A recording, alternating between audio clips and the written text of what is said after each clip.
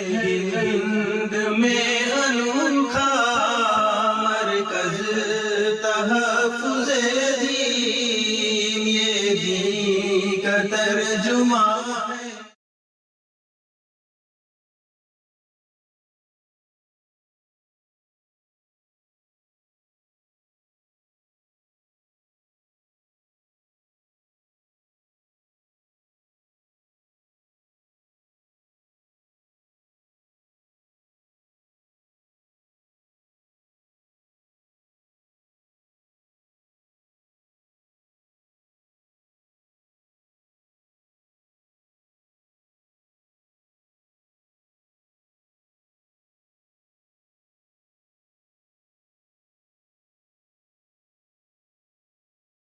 بسم الله الرحمن الرحيم الحمد لله رب العالمين والصلاة والسلام على سيد المرسلين وصلى الله تعالى على خير خلقه محمد وعلى آله وصحبه أجمعين أما بعد فأعوذ بالله من الشيطان الرجيم بسم الله الرحمن الرحيم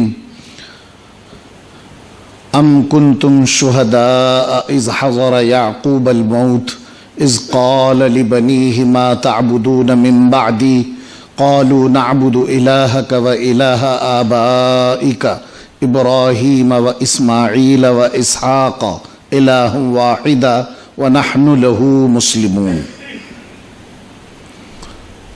صدق الله العظيم. وقال النبي صلى الله عليه وسلم انما بعثت معلما، وقال ايضا انما بعثت لاتمم مكارم الاخلاق، او كما قال عليه الصلاة والسلام.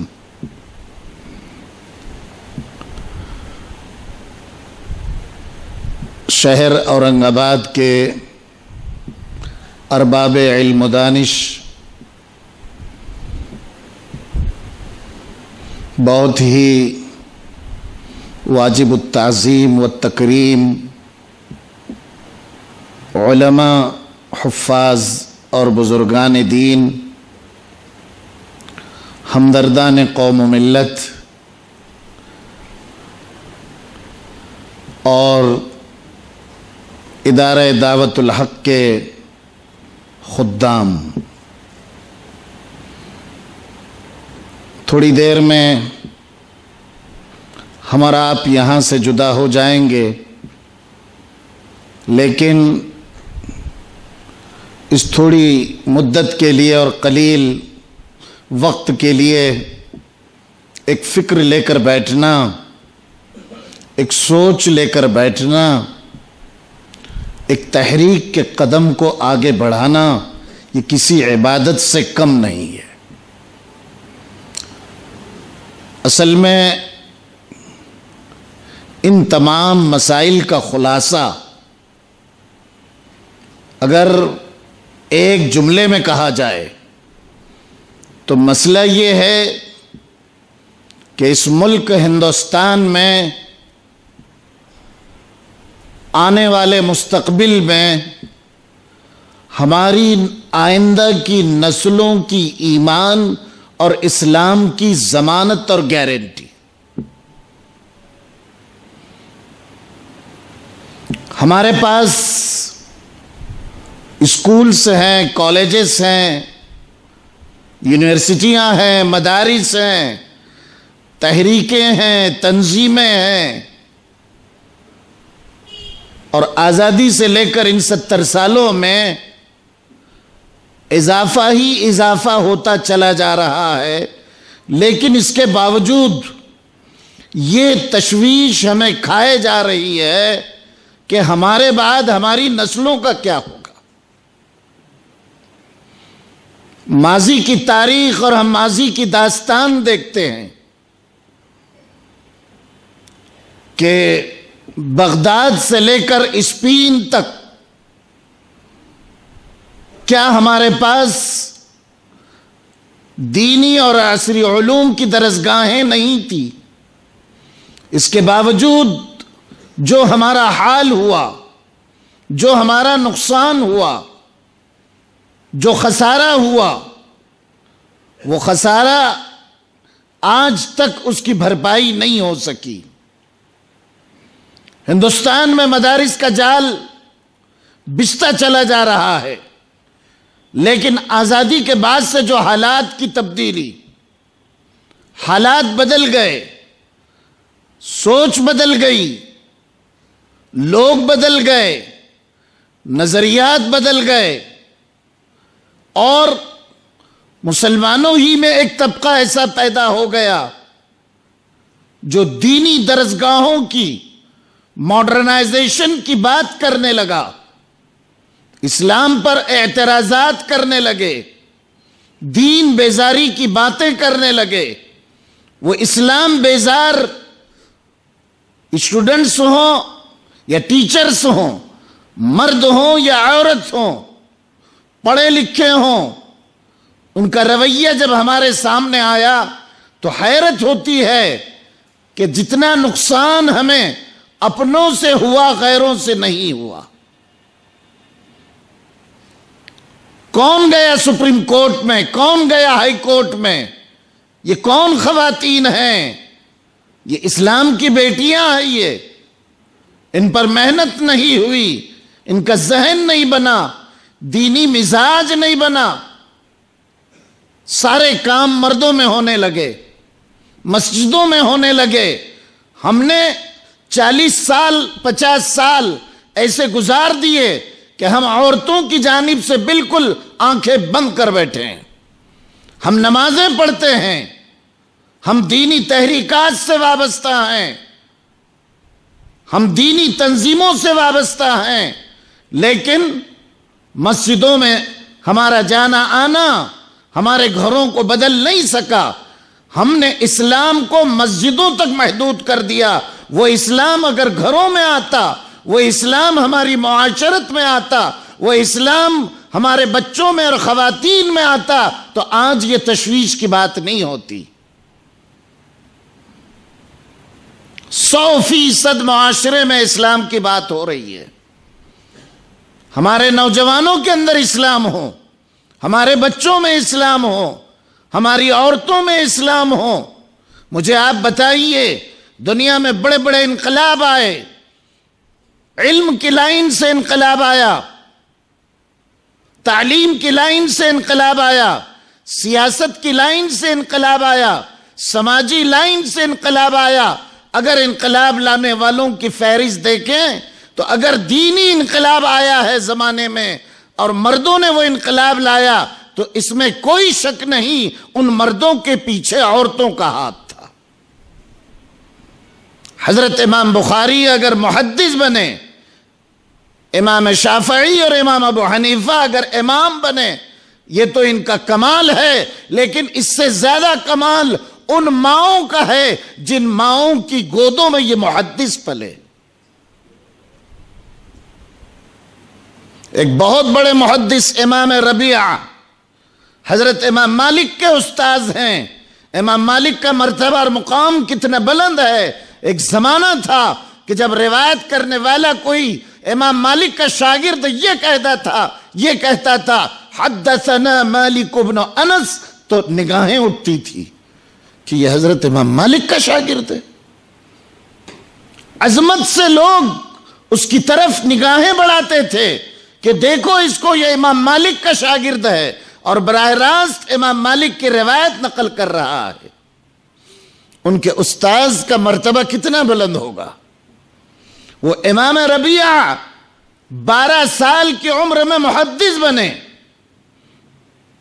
13 اور 14 سال کی عمر میں انہوں نے فتاوے کا کام شروع کیا، مدینے کے بڑے مفتیوں میں شمار ہونے لگے۔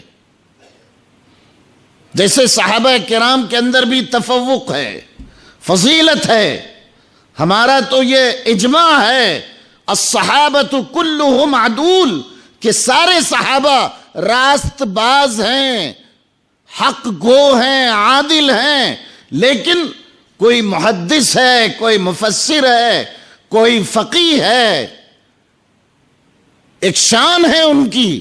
اور صرف مردوں میں نہیں، عورتوں میں بھی دیکھ لیجئے، حضرت عائشہ صدیقہ رضی اللہ تعالیٰ عنہا کا جو مقام علمی اعتبار سے، فقہ میں، حدیث میں، تفسیر میں، علم الفرائض میں، علم الطب میں، علم الانساب میں، ان علوم میں جو مہارت تھی، حضرت عائشہ صدیقہ کو ہزاروں صحابہ سے زیادہ تفوق تھا۔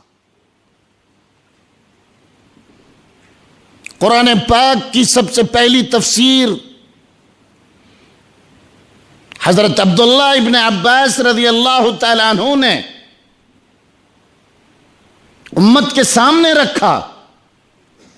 آپ کو حیرت ہوگی کہ وہ عبداللہ ابن عباس شاگرد ہیں اور انہوں نے تفسیر کا علم حضرت عائشہ سے پڑھا ہے۔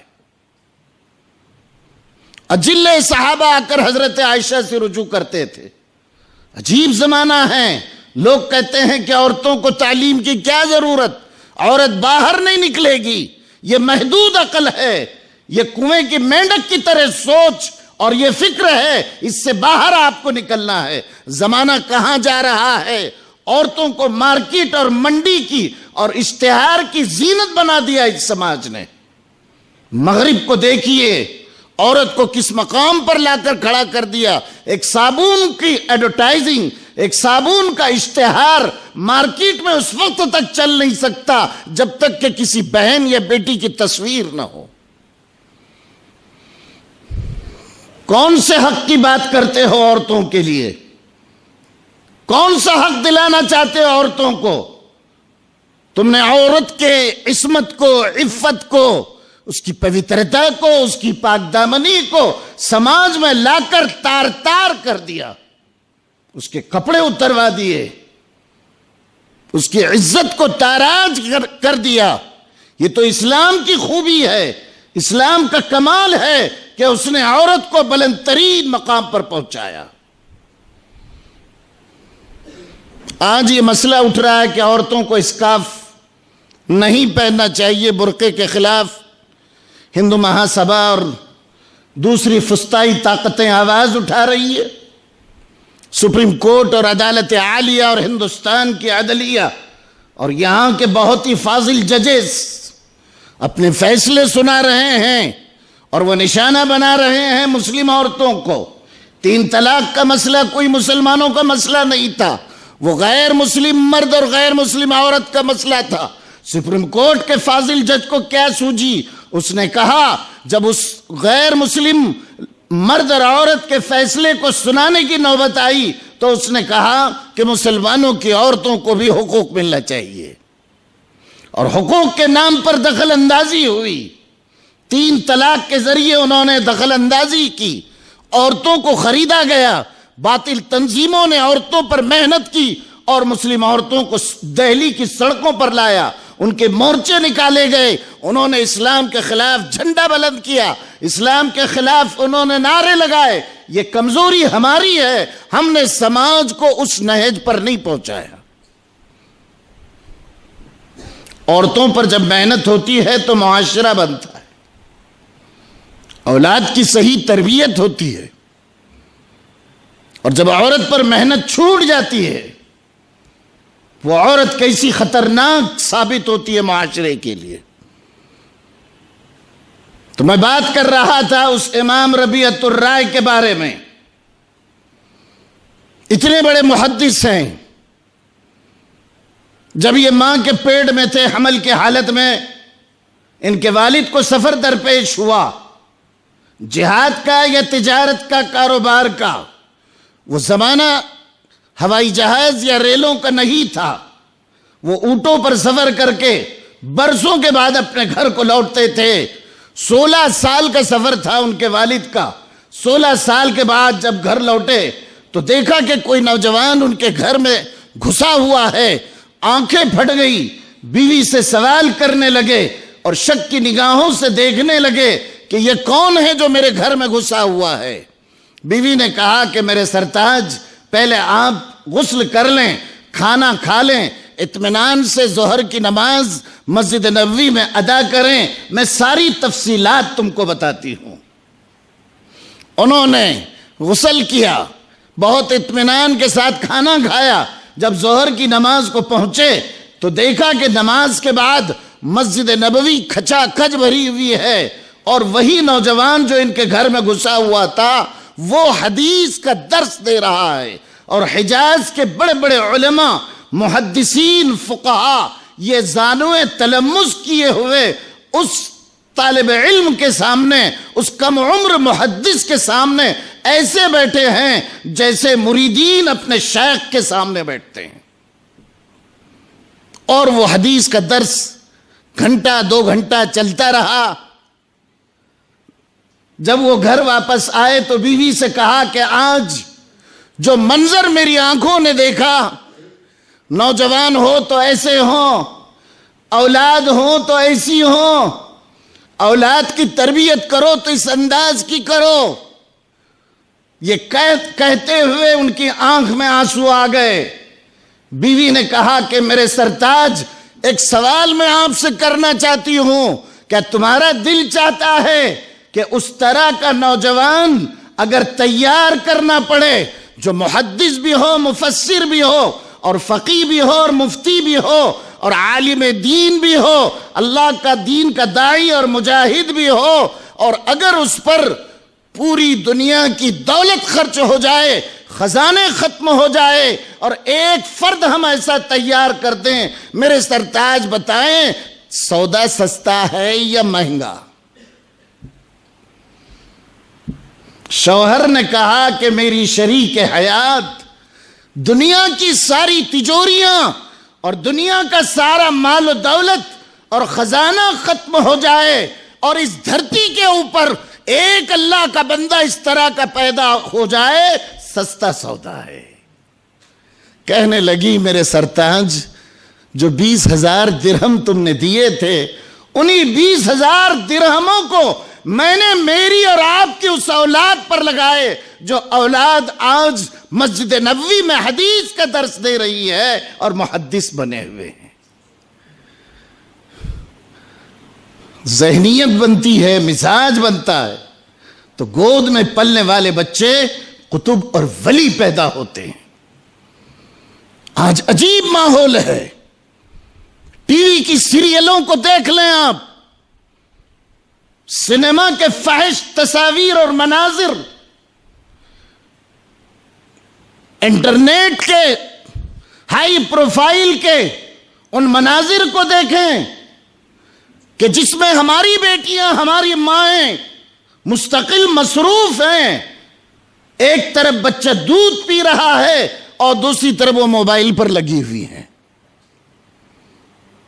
کہاں سے قطب پیدا ہوں گے؟ کہاں سے محدث پیدا ہوں گے؟ کہاں سے داعی اور مجاہد پیدا ہوں گے؟ ماں کی گود میں جب بچہ ہوتا ہے اور جب دودھ پیتا ہے، ماں کی سوچ کا، مثبت سوچ کا بھی اثر اس کی تربیت پر پڑتا ہے۔ یہ تو آج کی سائنس بھی کہہ رہی ہے۔ اگر ہم آج یہ چاہتے ہیں کہ بچوں کی تربیت صحیح ہو، تو اس سے پہلے، سب سے پہلا مدرسہ جو ماں کی گود ہے، آپ ماں کی اصلاح کا قدم اٹھائیے۔ اس وقت ہندوستان میں بہت تحریکیں چل رہی ہے، بڑے شباب کے ساتھ، طاقت اور قوت کے ساتھ۔ حضرت مولانا علی میاں رحمت اللہ علیہ نے سن 1959 میں ایک ایسے اللہ کے نیک بندے، گونڈا اور بستی کے رہنے والے جاہل قسم کے آدمی، وہ محدث نہیں، وہ مفسر نہیں، وہ عالم نہیں، کسی مدرسے کے فارغ نہیں، اللہ نے 1959 میں ان کے دماغ میں ڈالا کہ ہندوستان میں بڑھتا ہوا ارتداد، آنے والی نسلوں کو اسلام پر باقی رہنا مشکل، ان معصوموں کے ذہنوں کو مسموم کیا جا رہا ہے، تو کون سا کام ہندوستان میں شروع کیا جائے؟ اللہ جب کام لینے پر آتے ہیں، اپنی کمزور مخلوق سے بھی کام لیتے ہیں۔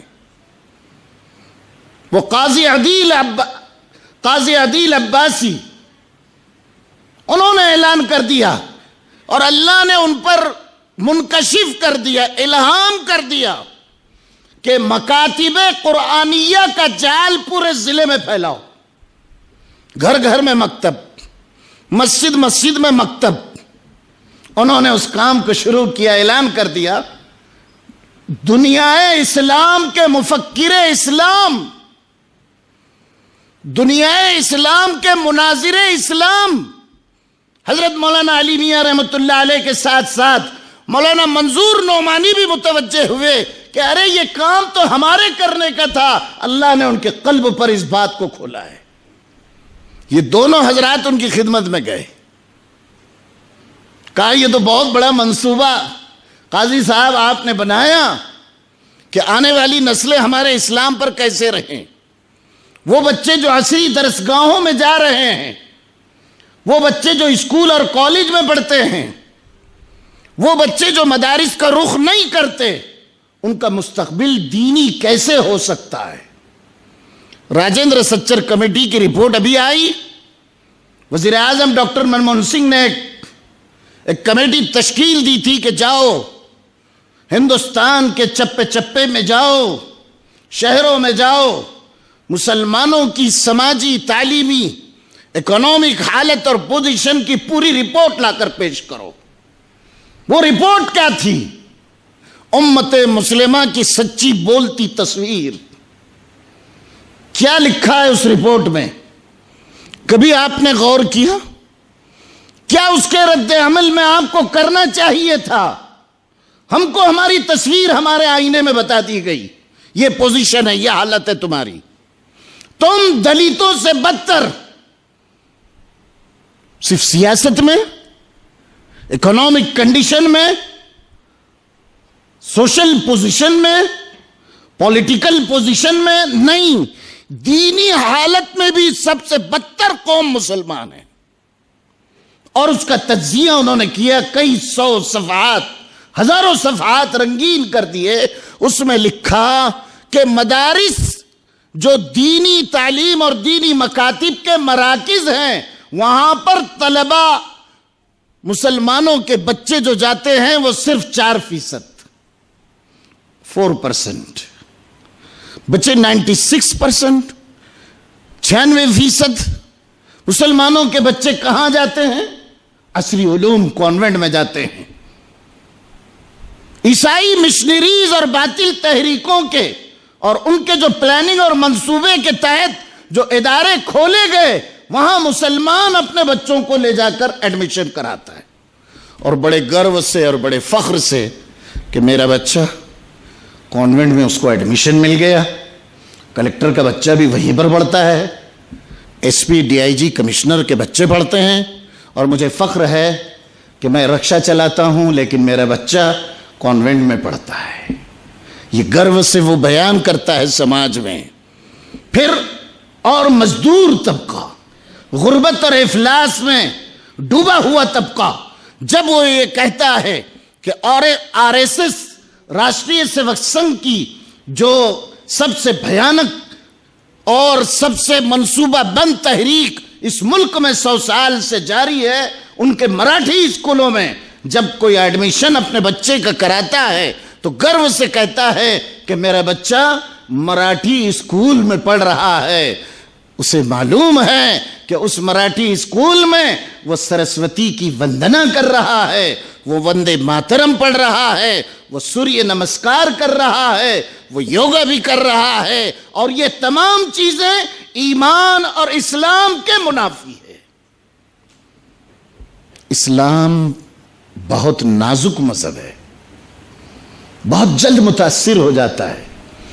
آپ کو کہنا ہے کہیے بھارت ماتا کی جے، کس نے منع کیا؟ ہم نے ویرودھ کیا. آپ کو کہنا ہے وندے ماترم، شوق سے کہیے.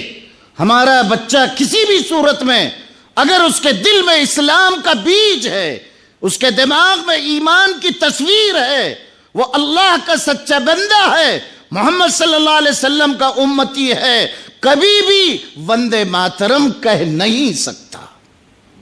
یہ فیصلہ ہے ہمارا.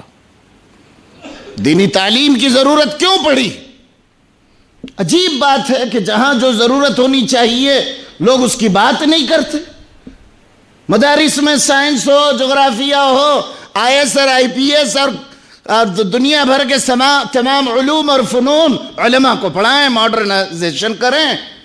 ارے خدا کے بندو، تمہاری عقل ماری گئی، 4% آتے ہیں ہمارے پاس، اور ہم یہ چاہتے ہیں کہ وہ قرآن کے اسپیشلسٹ ہوں، حدیث کے اور فقہ کے اور علم کے اور ادب کے اسپیشلسٹ ہو، اور تم ان کو منتشر کرنا چاہتے ہو۔ ارے ضرورت تو اس بات کی ہے کہ تم جاؤ کانوینٹ میں، جاؤ ڈان باسکو میں، اور یہ اعلان کرو کہ آنے والی نسلوں میں اخلاقی بحران ہے۔ اگر تم اخلاقی بحران اور یہ تعلیمی زوال کو ختم کرنا چاہتے ہو تو محمد صلی اللہ علیہ وسلم کی لائی ہوئی تعلیم کو آگے کرو۔ آپ تجربہ کر کے دیکھیے۔ پھر اس طرف ایک تحریک چلی کہ معیاری اسکول ہوں۔ الحمدللہ اورنگ آباد میں 50 اسکول انگلش کے، میں خود ایک ادارے کا فاؤنڈر ہوں انگلش اسکول، اور میں نے تجربہ کیا کہ آج میری اسکول میں 400 بچے پڑھتے ہیں، وہ بچے 400 اپنے گھروں پر اثر ڈال رہے ہیں۔ وہ ٹوپی پہن کر آتے ہیں، بچیاں اسکارف پہنتی ہے، وہ سنتوں پر عمل کرتے ہیں، وہ زینہ چڑھتے ہیں تو اللہ اکبر، اترتے ہیں تو سبحان اللہ، نمازوں کی پابندی کرتے ہیں، دسترخوان بچھا کر کھاتے ہیں، دعاؤں کا اہتمام کرتے ہیں۔ وہ مکان، وہ گھر کہ جو دین سے بیزار تھے، ہماری اس اسکول کے بچوں نے وہاں کے گھروں کے اثرات کو بدل دیا۔ آپ تجربہ کر کے دیکھ لیں، آپ کو کھڑا رہنے نہیں دیا جائے گا۔ الرجی ہے انہیں، اسلام سے ہے، دینی تعلیمات سے ہے۔ میں نے قرآن پاک کی جو آیت پڑھی، چونکا دینے والی آیت ہے۔ میں سمجھتا ہوں کہ اگر اس پروگرام سے آپ ایک پیغام اپنے دل پر لکھ کر لے جائیں۔ ہمارے حضرت مولانا علی میاں رحمۃ اللہ علیہ، میں بہت ہی تحدیث نعمت کے طور پر یہ کہہ سکتا ہوں آج کی اس مبارک مجلس میں کہ مجھے حضرت مولانا علی میاں کی خدمت ہی نہیں، شاگردی کا بھی شرف حاصل۔ کئی ان کی مجلسوں میں، محفلوں میں بہت قریب سے حضرت کی خدمت کی توفیق مجھے ملی۔ موت تک، انتقال تک، 40 سالوں تک ایک فکر دماغ میں سوار تھی، اور حضرت مولانا رات کو ایسے تڑپتے تھے، ایسے بے چین ہوتے تھے، اور زبان پر یہ الفاظ ہوتے تھے، یا اللہ، آنے والی نسلوں کی ایمان کی ضمانت کیا ہوگی؟ یہ ایمان پر کیسے رہیں گے؟ یہ فکر اور یہ درد ان کو رات کو سونے نہیں دیتا۔ حضرت مولانا نے اپنی ایک تقریر میں ایک مثال دے کر کہا تھا کہ پیرنٹس، گارجین، والدین خواب میں دیکھے، سپنے میں دیکھے کہ اس کا بیٹا بجائے میت کے دیہانت کہہ رہا ہے، اور شیرینی کے بجائے پرساد کہہ رہا ہے۔ یہ ہوتی ہے تہذیبیں۔ ایک تہذیب مغربی تہذیب ہے، ایک تہذیب ہندوستان کی جو ہندو میتھولوجی میں ملوث سویلائزیشن اور سبھیتا ہے، اور یہ مخلوط تعلیم صرف لڑکا اور لڑکی نہیں، یہ مخلوط تعلیم اگر ہم اپنے مسلمان بچوں کو مشرک بچوں کے ساتھ، اور مشرکانہ نظام اور ایسا نظام کہ جو ایجوکیشنل سسٹم وہاں کا شرک کی بنیادوں پر ہو، اسلام کے ویرودھ میں ہو، تو ہمارے مسلمان بچوں پر بھی اس کا اثر پڑتا ہے۔ مولانا فرماتے ہیں کہ خواب میں دیکھ لیا باپ نے، اس کا بچہ شیرینی کے بجائے پرساد کہہ رہا ہے، اور میت کے بجائے دیہانت کہہ رہا ہے۔ اب یہ کوئی فتویٰ تو نہیں کہ وہ کافر ہو گیا، لیکن مولانا فرماتے ہیں وہ جب نیند سے بیدار ہو، ایسا تڑپے، بے چین ہو جائے، بے قرار ہو جائے، دیکھنے والے اس سے سوال کرے کہ تمہیں زہریلے کسی بچھو نے تو نہیں ڈس لیا؟ تم اتنے کیوں تڑپ رہے ہو؟ کیوں بے چین ہو؟ کیوں بے قرار ہو؟ وہ جواب دے کہ نہیں، مجھے کسی زہریلے ناگ نے نہیں ڈسا، مجھے کسی بچھو نے ڈنک نہیں مارا، بلکہ میں نے خواب میں دیکھا کہ میرا بچہ ہندو دیومالا کی تہذیب سے متاثر ہو چکا. مجھے نیند نہیں آنی چاہیے, میں بے چین ہو جانا چاہتا ہوں. یاد رکھو, ابھی ایک ہمارے دوست مولانا الیاس بھٹکلی, انہوں نے ابھی ایک واقعہ مجھے بتایا کہ وہ ایک میڈیکل کالج کی رپورٹ سنا رہے تھے کہ تو انہوں نے کہا کہ ہائی اسکول کے اور کالج کے مسلم لڑکے لڑکیاں ایک جگہ امتحان کے لیے پہنچے. ہال میں پرچے تقسیم ہوئے اور پہلا سوال جو تھا وہ ان سے حل نہیں ہو رہا تھا, تو سب کھڑے ہوئے زیادہ تر, اور انہوں نے کہا کہ یہ سوال ہماری سمجھ میں نہیں آ رہا ہے. تو جو ایگزامنر تھے, جو چیکر تھے, انہوں نے کہا کہ بھئی پہلا سوال کیا ہے. جب انہوں نے پڑھا تو ان کی حیرت نہیں رہی کہ یہ مسلم معاشرے کی اولاد, اور پہلا سوال یہ تھا کہ کلمہ طیبہ کو عربی میں لکھا جائے. یہ افسوسناک بات ہے, یہ دردناک خبر ہے, رونگٹے کھڑے ہو جانے چاہیے. کہاں جا رہا ہے معاشرہ؟ ہمارے بچوں کا مستقبل کتنا تابناک ہونا چاہیے تھا.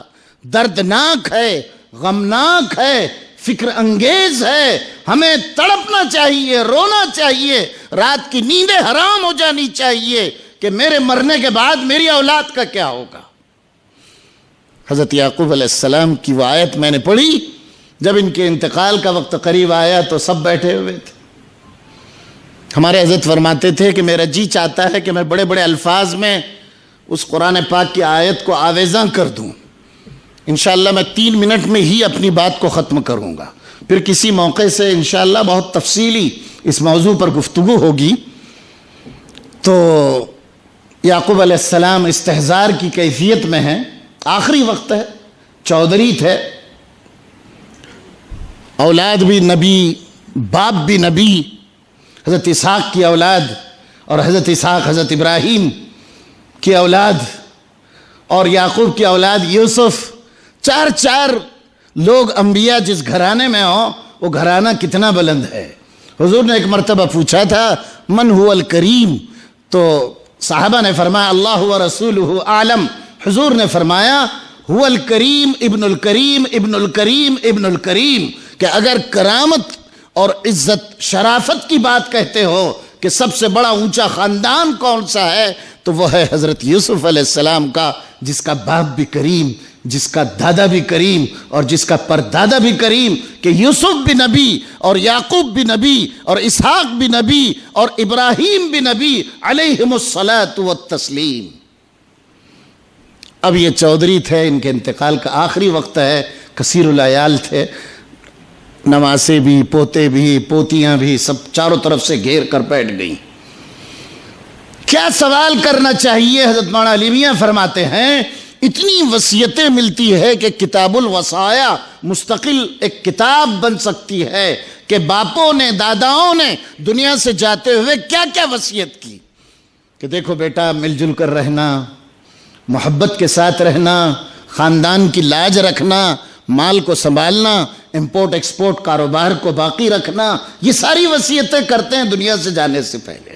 لیکن اس پیغمبر کے واقعے کو قرآن نے کیوں بیان کیا؟ تاکہ ہر دنیا سے جالنے والا باپ, ہر دنیا سے داغ مفارقت دینے والا دادا اور چودھری جانے سے پہلے یہ اطمینان کر لے جو اطمینان حضرت یعقوب علیہ السلام نے کیا تھا. اور ایک سوال کیا تھا اپنی تمام اولادوں سے, نواسوں سے, پوتوں سے, پوتیوں سے, نواسیوں سے, ما تعبدون من بعدی, اے میری نسلوں مجھے بتاؤ کہ میرے دنیا سے جانے کے بعد تم کس کی بندگی کرو گے؟ تمہارا معبود کون ہوگا؟ تمہارا مسجود کون ہوگا؟ تمہارا مشکل کشا کون ہوگا؟ تمہارا حاجت روا کون ہوگا؟ تم کس عقیدے کے ساتھ دنیا میں جیو گے؟ ہم بھی اگر چاہتے ہیں تو اپنی اولاد سے اطمینان کر لیں, سوال کریں کہ ما تعبدون من بعدی. ہم ڈاکٹر بنائیں, انجینئر بنائیں, soft where, hard where, computer کے ماہرین پیدا کر لیں. اسلام عصری تعلیم سے نہیں روکتا, لیکن ایسا ڈاکٹر, ایسا انجینئر, ایسا ٹیچر, ایسا پروفیسر, ایسا پرنسپل, ایسا ملازم اور ایسا طبیب کہ جس کے شعبے سے اسلام چھلکتا ہو، کہ یہ مسلمان ڈاکٹر ہے، یہ مسلمان تاجر ہے، یہ مسلمان انجینئر ہے، یہ مسلمان پروفیسر ہے۔ ہم ایسے تاجر چاہتے ہیں، ایسے ڈاکٹر چاہتے ہیں۔ ما تعبدون من بعدی، میرے مرنے کے بعد تم کس کی بندگی کرو گے؟ آخر وہ پیغمبر کی تربیت یافتہ تھے، سب نے کہا، ایک زبان ہو کر کہا، قالوا نعبد الہک وَإِلَٰهَ آبَائِكَ إِبْرَاهِيمَ۔ ابا جان آپ اطمینان سے جائیے، آپ کی پیٹھ قبر کو لگ جانی چاہیے بہت اطمینان سے، آپ کو کوئی بے قراری بے چینی نہیں ہونی چاہیے۔ ہم اسی خدائے وحدہ لا شریک لہ کی بندگی کریں گے جس کی بندگی تمہارے باپ کرتے تھے، تمہارے دادا کرتے تھے، اسحاق کرتے تھے، ابراہیم کرتے تھے، وَنَحْنُ لَهُ مُسْلِمُونَ۔ اور اے یعقوب، ہمارے بڑے آبا اور اجداد کے وارث، اطمینان سے جائیے، ہم اللہ کے مسلم بن کر جئیں گے۔ کیا معنی ہے مسلم کے؟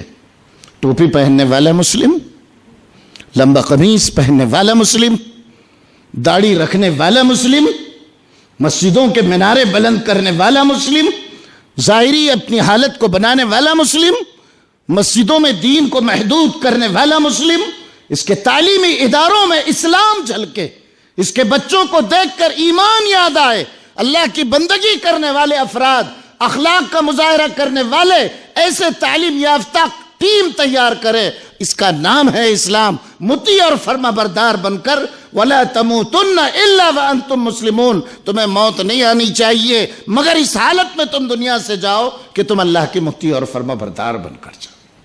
سب یہ ٹھان کر یہاں سے جائیے۔ ہم اطمینان چاہتے ہیں، اپنی اولاد اور اپنی نسلوں کے بارے میں اطمینان چاہتے ہیں۔ بے شک ہم ڈاکٹر بھی بنائیں گے، کیا ہم نہیں چاہتے کہ میرا بیٹا حافظ قرآن بھی بن جائے، قرآن پاک کا تلاوت کرنے والا بھی بنے؟ میری بیٹی اگر سافٹ ویئر کمپیوٹر کی ماہرہ ہیں تو دوسری طرف وہ قرآن کی حافظہ بھی ہوں، مفتیہ بھی ہوں اور فقیہہ بھی ہوں، محدثہ بھی ہوں۔ میں مبارکباد دیتا ہوں واقعی مولانا عبدالشکور اور پوری ٹیم کو۔ میں بیماری کی حالت میں یہاں پر آیا، میں آ نہیں سکتا تھا، لیکن جب مجھے پتا چلا کہ یہ ایک عقیدے کو مضبوط کرنے اور عقیدے کی پختگی، اور آنے والے دنوں میں جب فتنوں کے انبار اور سیلاب کے بند ٹوٹ چکے ہوں اور باطل طاقتیں متوجہ ہو رہی ہو، اس سے پنجہ آزمائی کرنے کے لیے آج ہم کو ایک تحریک چلانا ہے۔ یہ اس تحریک کی ایک کڑی ہے کہ ہم تحریک چلائیں، اس تحریک میں سب شریک ہوں۔ اگر اس میں کسی کی صلاحیت مطلوب ہے، وہ اپنی صلاحیت کو لگائے کہ مولانا عبدالشکور صاحب یہ میری صلاحیت، میرا اتنا وقت ہے۔ صرف پیسے دے کے کام نہیں چلے گا۔ آپ سمجھیں کہ مولانا کو آپ نے پیسے دے دیا، آپ نے بلڈنگیں بنا دی؟ یاد رکھو، یاد کرو ہندوستان کے فسادات کو، برما کے حالات کو، عراق اور ایران کے حالات کو، سیریا اور فلسطین کے حالات کو۔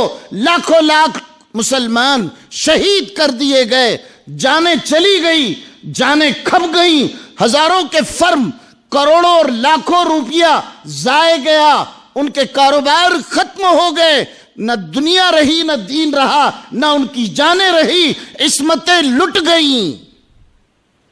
گجرات میں بھی عصمتیں لٹی، مظفر نگر میں بھی عصمتیں لٹی۔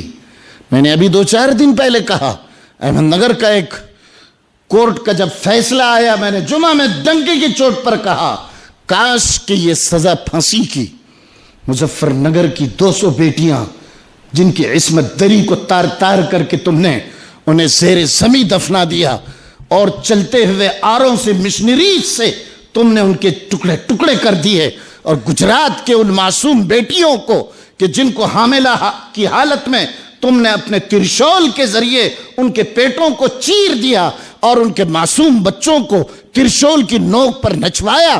کاش انہیں بھی عدل ملتا، انصاف ملتا۔ کسی کمزور کو اگر پھانسی کی سزا دی جاتی ہے، اسلام کہتا ہے اعدلوا هو اقرب للتقوی، انصاف کا معیار برابر ہونا چاہیے. بڑا جرم کرے بڑے کو بھی پھانسی دو، پیسے والا جرم کرے، حکومت کا نمائندہ اگر کوئی جرم کسی کرائم کا مرتکب ہو، پھانسی اسی بھی ملنی چاہیے. صرف کمزور کو پھانسی دے کر آپ ہندوستان اور دنیا کو یہ مت بتائیے مسلمان اس ملک میں مظلوم ہے. صاف صاف بات ہے، آنے والے حالات اس سے نازک تر ہوں گے. مکے کی ابتدائی حالات سے ہم گزرنے والے ہیں. ہماری نسلوں کے ایمان اور اسلام کی حفاظت کی ضمانت کیا ہوگی ہم نہیں بتا سکتے. یاد رکھو مولانا علی میاں نے فرمایا تھا جس طرح ہسپانیہ کو برباد کر دیا گیا، وہاں کے مدارس اور جامعات اور وہاں کے غرناطہ اور قرطبہ الزہرا اور الحمراء کو نیست و نابود کر دیا گیا، وہاں کی تحریکوں اور تنظیموں کو ختم کر دیا گیا. 700-800 سال مسلمانوں کی حکومت کو تہس نہس کر کے مسلمانوں کو اس ملک سے بدر کر دیا گیا. یاد رکھو ہندوستان اسی ڈگر پر ہے. آپ اذان دینا چاہیں گے، اذان دینا مشکل. آپ مسجدوں کی تعمیرات چاہیں گے، مسجدوں کی تعمیرات مشکل. لیکن اگر آپ نے ان مدارس کو مضبوط کیا، دینی تعلیم کو مضبوط کیا، آنے والی نسلوں کو مکاتب سے جوڑا، ان کے عقائد کو صحیح بنایا، تو علامہ اقبال کی زبان میں کہ میں دیکھ آیا ہوں ہسپانیہ کو، ان مکاتب کو اور مدارس کو اسی حالت میں رہنے دو. اگر ان کو چھیڑو گے، ان کو بند کرو گے، ان پہ تنقید کرو گے، ان پہ انگلیاں اٹھاؤ گے، تو آنے والا مستقبل بڑا بھیانک ہے، خطرناک ہے. اگر ہم یہ چاہتے ہیں کہ ہندوستان میں اسلام تا دم حیات قائم اور دائم رہے، تو ایک ہی شکل ہے کہ مکاتب کا جال بچھا دیا جائے، عورتوں میں دین پیدا کیا جائے، بچوں میں اسلامی اسپرٹ پیدا کیا جائے. بہرحال وقت ختم ہو چکا. میں نے چند منٹ آپ سے مانگے تھے. میں بہت کچھ کہنا چاہتا تھا، اپنے پیغام کو پہنچانا چاہتا تھا. پھر کسی موقع سے انشاءاللہ مولانا عبدالشکور صاحب نے مجھے دعوت دی. آپ حضرات بیٹھے رہے، غور سے سنتے رہے. میں سمجھتا ہوں کہ اس تحریک میں آپ بھی شامل ہو جائیں اور ان کے لیے اگر اپنی صلاحیتوں کو کھپائیں، اپنا مال مانگے تو مال حاضر کر دیں. یہ کوئی بہت بڑی بات نہیں. معمولی بنگلہ بناتے ہو، 6-6 کروڑ کے بنگلے مسلمانوں کے میں نے دیکھے. برما میں مسلمانوں کے بڑے بڑے کاروبار. حضرت علی میاں نے تحفہ برما میں لکھا کہ میں نے دیکھا اور میں نے ان سے کہا کہ یہ رہنے والی چیز نہیں. اگر آپ نے ملت سے آنکھ چرائی اور ملی کاموں میں اگر اپنے پیسے کو نہیں لگایا، ایک لاٹ آئے گی، سمندر کی ایک موج آئے گی اور سب بہا کر لے جائے گی. فسادات میں غریبوں کا نقصان کچھ نہیں ہوتا، جھوپڑے جلائے جاتے ہیں، نقصان سرمایہ داروں کا ہوتا ہے. وہ مال بہت اچھا اور مبارک ہے جو مال اللہ کے دین کے لیے لگ جائے.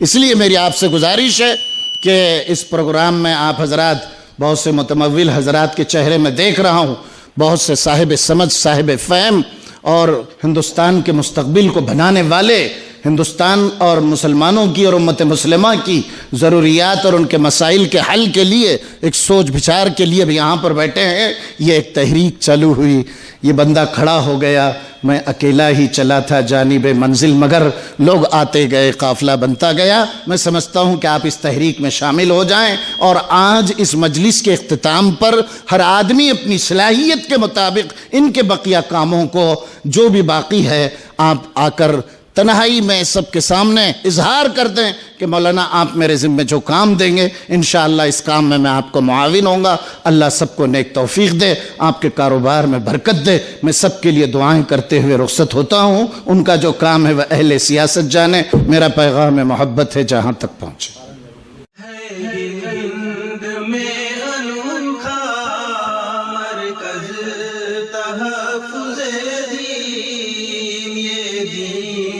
ترجمہ